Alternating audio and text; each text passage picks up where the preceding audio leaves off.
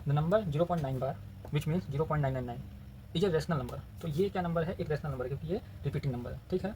Using algebra, algebra का use करना है, उस अलजेब्रा में यूज क्या करना है, ब्रैकेट में दिया हुआ है let x equal to 0.9 bar multiply by 10 and subtract, ठीक है। तो ये सारी चीज़ें दी हुई है, उसके बाद एक्सप्लेन करना है कि why 0.9 bar is exactly equal to 1। तो इसका मतलब क्या है कि मतलब ये जो चीज़ें हम लोग किए हैं, मतलब जो अलजेब्रा यूज करेंगे उससे हमको निकल के आ जाएगा कि ये जो है एक्जैक्टली 1 के बराबर होता है, ठीक है। तो इसको हम लोग प्रूफ करेंगे। तो कुछ नहीं है सोल्यूशन में, देखो सोल्यूशन बहुत आसान है इसका।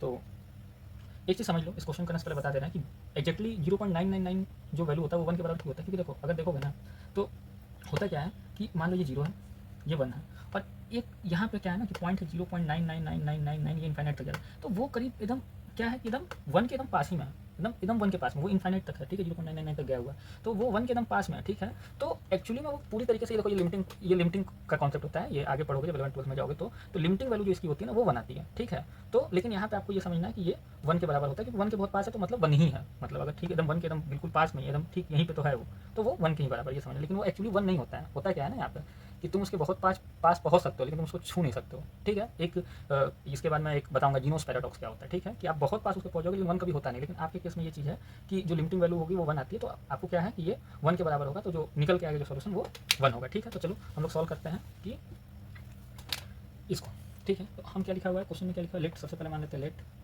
एक्स इक्वल टू 0.9999, ठीक है, ऐसा है, ठीक है। तो एक्स इक्वल टू 0.9 बार लिख दो इसको, ठीक है, और मल्टीप्लाइंग बोथ साइड बाई 10, ठीक है। दोनों साइड 10 से मल्टीप्लाई करेंगे तो ये 10x आ जाएगा, और ये देखो ये और ये दोनों सेम ही चीज़ है ना, तो इसमें अगर 10 से इंटू करेंगे, मान लो इसी में 10 से इंटू करेंगे तो एक 9 यहाँ आ जाएगा और ये 9 आ जाएगा, तो 9.99999 ऐसा हो जाएगा अगर इसमें इंटू करेंगे, तो ये दोनों चीज़ सेम ही है। तो अगर ऐसा कुछ हो रहा है तो हम इसको 9 बार भी लिख सकते हैं, 9 into 9 बार, समझ में आ रहा है कैसे करना है। तो 9 बार में इंटू किया तो ये 9 इधर चला गया, कैसे आया ये समझ में आ रहा है, ठीक है। ये एक्चुअली इसमें इंटू करें और इसमें इंटू करें तो ये जो होता है ये इसके बराबर था, तो इसमें मैं 10 इंटू कर लो तो ये 9 इधर आ जाएगा, फिर 9 9 आ जाएगा, तो मैंने ऐसा लिख दिया। तो इसको 1 ले लो और इसको 2 ले लो, ठीक है। 2 - 1 करेंगे तो देखो हमारे पास क्या आता है, 10x equal to 9.9 bar upon में x इक्वल टू 0.9। तो हम इसको सब्ट्रैक्ट कर रहे हैं तो हमारे पास यहाँ आएगा 9x, और इसमें से देखो ये यहाँ बार था, ठीक है, ये बार है 0.9 बार, तो बार से बार कट जाएगा तो हमारे पास कितना 9 बचेगा, ठीक है। तो x की वैल्यू हमारे पास आ जाएगी 9 अपॉन में 9, x की वैल्यू आ जाएगी हमारे पास 1, ठीक है। x की वैल्यू क्या आ गई 1। तो यहाँ से क्या पता चलता है हमको कि जो अगर हमने क्या माना कि x को ये माना था तो हमको x की वैल्यू 1 आ रही, तो यहाँ से हमको ये पता चलता है जो x जो 1 है, 1 जो है एग्जैक्टली इक्वल टू 0.99999 के बराबर है, ठीक है। तो ये चीज़ें यहाँ से प्रूफ हो गई, ठीक है। तो यही है कि हमने अलजेब्रा का यूज़ करते हुए अलजेब्रिकली, ठीक है, ठीक है, या फिर ऐसे लिख दो यूजिंग अलजेब्रा वी प्रूफ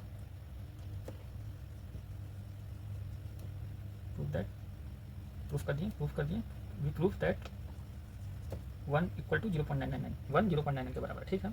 तो इन चीज़ों का यूज़ करके हमको इसको प्रूफ कर दीजिए आ गया, ठीक है, ये सॉल्व हो गया। एक्चुअली मैं वही मैं बताया कि एकदम 0 के पास होता है वो लिमिटिंग वैल्यू बनाती है, ठीक है। तो ये चीज़, अब देखो एक बड़ा अच्छा चीज़ है कि आप उसके बहुत पास रहोगे लेकिन उसको आप टच नहीं कर पाते हो, ठीक है।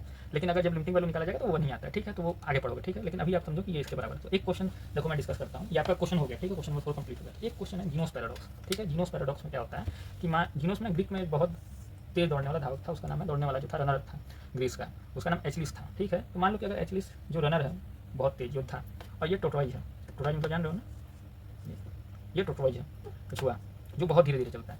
अब मान लो कि इस जीनोस पैराडॉक्स में होता क्या है कि जीनोस, देखो इसको देखते हैं आंसर कितने लोग देख पाएंगे। जीनोस पैराडॉक्स में होता क्या है कि ये जो है, ये जो रनर है बहुत तेज दौड़ने वाला है, वो इस कछुए को पकड़ पाएगा कि नहीं पकड़ पाएगा, टच कर पाएगा कि नहीं कर पाएगा, ठीक है। आप लोग रेशनल पढ़ लिए तो आपको बताना है, ठीक है। तो ये यहाँ से शुरू करता है, लेकिन इसमें एक शर्त होता है कि इस रनर को हमेशा कैसे रन करना है कि पहले वो इस कछुए का, ये जो टोटोइज है आर्टरीज उसका हाफ ट्रेवल करेगा, ठीक है। फिर आर्टरीज को उसका हाफ ट्रेवल करना पड़ेगा। मान लो ये 100 मीटर है, ये 100 मीटर का है, तो पहले वो 50 मीटर ट्रेवल करेगा, ठीक है। फिर वो इन दोनों का हाफ ट्रेवल करेगा, ठीक है, ये 75 हो गया।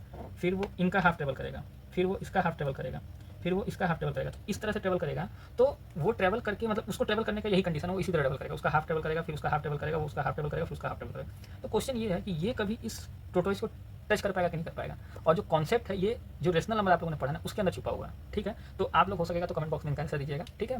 एक्चुअली में इसका आंसर होता है कि अगर इस तरह से रन करेगा, ठीक है, अभी आप इस वीडियो को पोस्ट करना, जो आपके दिमाग में आएगा वो कमेंट बॉक्स में आंसर लिखना, और इसका आंसर होगा कि वो ये जो ग्रीस का रनर है, ठीक है, तो ये कभी इसको नहीं पकड़ पाएगा, उसके बहुत पास पहुंच सकता है लेकिन कभी पकड़ नहीं पाएगा। पूछो क्यों? क्योंकि होता क्या है ना कि ये जो नंबर है ना, मान लो कि हम यहाँ पहुंच गए, इसके बीच में आ गए, तो इन दोनों के बीच में अगर रेशनल नंबर हम जानते हैं तो इसके बीच में इनफाइनाइट नंबर है, फिर हमको एक मिल जाएगा, फिर इसके बीच में मिल जाएगा, फिर इसके बीच में मिल जाएगा, फिर इसके बीच में मिल जाएगा, तो इनफाइनाइट नंबर इसके बीच में, तो हम उसके बहुत पास पहुंच जाते हैं लेकिन इसको कभी टच नहीं कर सकते। तो ये होता है लिमिटिंग अप्रोच। ठीक है, तो आपका क्वेश्चन ये कंप्लीट हो सकता है। ठीक है, तो ये एक अच्छी चीज़ थी जो बात डिस्कस करने लायक। ठीक है, तो ये क्वेश्चन सॉल्व हो गया आपका।